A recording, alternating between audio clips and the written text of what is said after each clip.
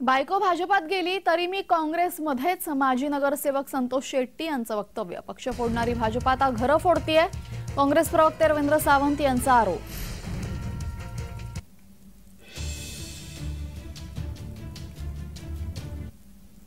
मी काँग्रेसमध्येच आहे, काँग्रेस सोडलेलं नाहीये। आमची विचारधारा काँग्रेसची आहे। आमचे कुठले कार्यकर्ते सुद्धा काँग्रेस सोडून गेला नाही। म्हणजे मिसेस बीजेपीचे गेला असेल त्याच्यात आमचे काय पक्षात आमचे काय घेणं देणं नाहीये। जातीपातीचं राजकारण केलं।